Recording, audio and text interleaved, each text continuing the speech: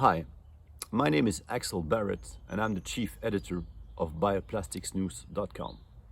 Today I'm going to talk about compostable plastics. So when we speak about bioplastics, we mean two things: bio-based and or biodegradable. And when we talk about biodegradable, we mean the ability of plastic to degrade through a biological process. To make a long story short, it's the ability of fungi and bacteria to stick on the surface of the plastic and to start eating it. And that process can be accelerated by adding additives to the plastic. So what's the difference between compostable and biodegradable? In the case of compostable, the process has to be started by human intervention, and the residue should be compost.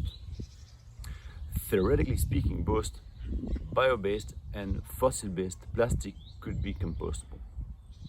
So there are two types of compostable plastics: home compostable, that you are supposed to throw in your home compost bin, and industrial compostable, that are supposed to be collected with the bio-waste or the organic waste and brought to an industrial composting facility.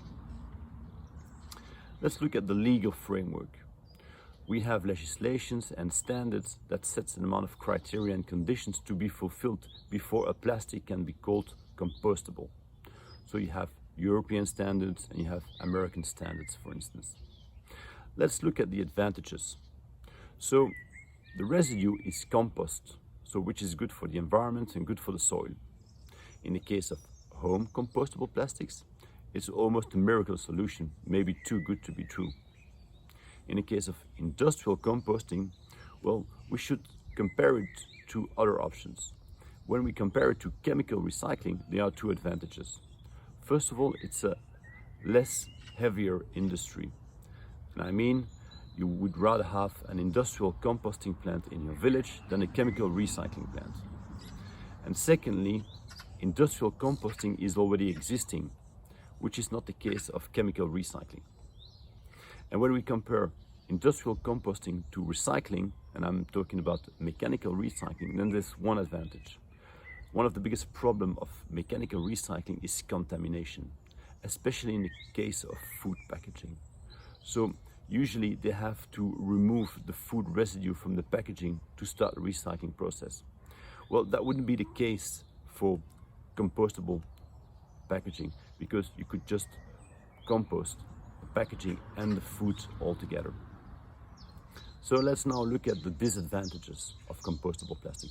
First of all, it's more expensive than regular plastics. Secondly, in the case of home compostable, well, not everyone has a garden. Not everyone knows how to compost at home.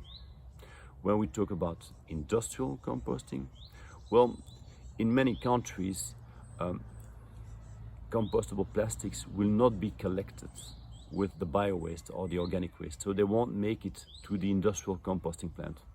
And if they do, industrial composters don't like them because they say they take too long to compost.